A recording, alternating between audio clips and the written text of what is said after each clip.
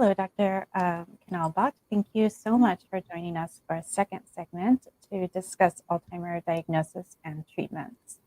I really appreciate your time today. If you missed our first conversation, please go back to the videos in the feed and you can review how we discussed the intro of Dr. Bott and also the basic definition of Alzheimer's. And today we're going to be talking about some diagnosis and treatment possibilities.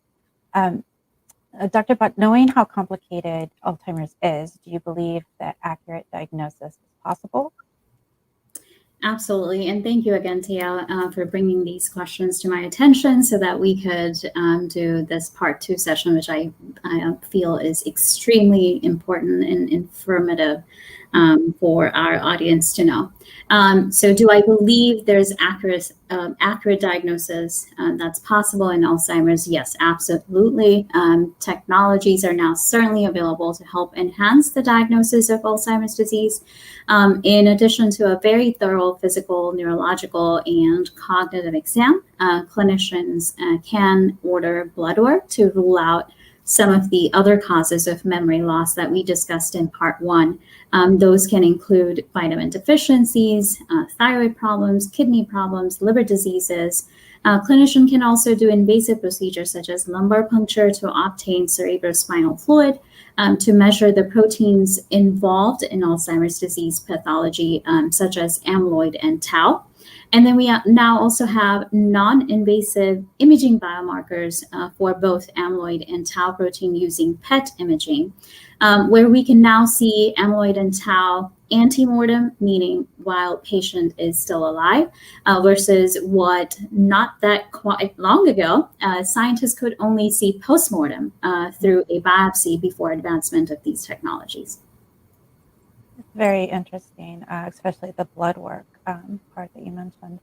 The future of medicating Alzheimer's is definitely changing. I mean, we've seen it in the news over the summer, quite a lot of controversies in the news.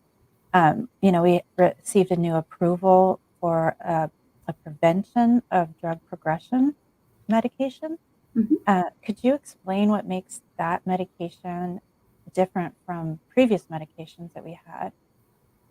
Absolutely. And again, a great question. So there was no new drug approved by FDA for Alzheimer's disease since 2003. So not many people know that. After about more than 200 research projects in the at least the last decade have failed or have been abandoned, and until the accelerated approval of Biogen's aducanumab, or now known as Aduhelm, I'm assuming is what we're talking about, came through. So this certainly gives a lot of hope. Until the approval of Aduhelm, there have been 5 FDA-approved treatments targeting symptoms of Alzheimer's disease. Those are rivastigmine, galantamine, donepezil, memantine, and then again, memantine combined with donepezil. So what's so important to note here that none of those pharmacological treatments available slow or stop the damage and destruction of neurons that cause Alzheimer's disease symptoms and make this disease fatal. So Aduhelm is the first Alzheimer's disease drug that can remove amyloid from the brain over time. There's an ongoing post-marketing trial targeting efficacy of Aduhelm with results anticipated in 2030.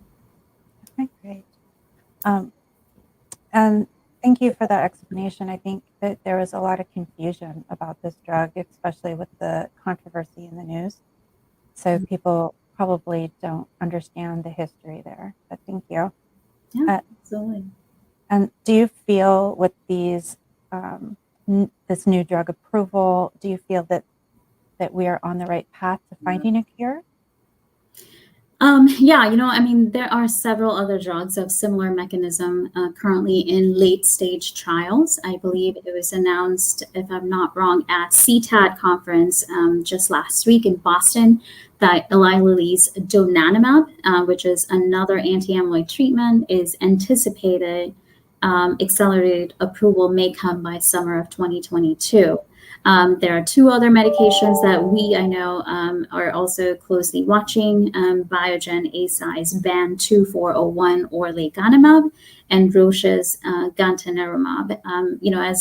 Just like any research study, it is always hard to say definite answer until we have the data.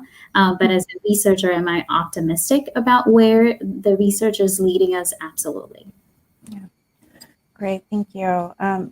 And, I really appreciate your time and efforts in this conversation and helping the audience understand how Alzheimer's works and these medications and how they impact Alzheimer's. And I'd like to ask you if you could give us kind of your history of how you ended up in this field. I know we had talked previously and you said you kind of had an untraditional path into research. So what does that look like for us? Sure. No, I really appreciate you asking me that question, which gives me an opportunity to share a bit of my journey, as I'm sure there are several medical physicians who are in a position where they may be looking for a career both within or outside medicine. So I'll be very honest with you. Research happened to me out of need. Right out of medical school, my first priority was to get my family adjusted to a life where we didn't have to worry about just pretty much where our next meal was going to come from. So I had dedicated that I would do about 2 years in clinical research and then seek a medical residency. It just happened to be that my position as an assistant became a position of a coordinator, then a position of a monitor, and now a regional medical director. So it's been a very fulfilling, consistent growth that I've experienced. And when opportunity comes, I would love to have share more about this journey. But it came to me, and just like anything in life, I believe your unique journey comes to you for a certain reason, and your duty is to give it your best, and that's what I'm here to do. Thank you. Yes, I hope that we encourage other women to look for opportunities within this field. I think there are endless possibilities really in research, and especially for medical professionals like you. Yes. So thank you very much, Dr. Knoll, for joining us today, and hopefully we'll continue this conversation. Absolutely. As more questions come, we'll reconvene. So thank you so much for your time. Thank you. Thank you.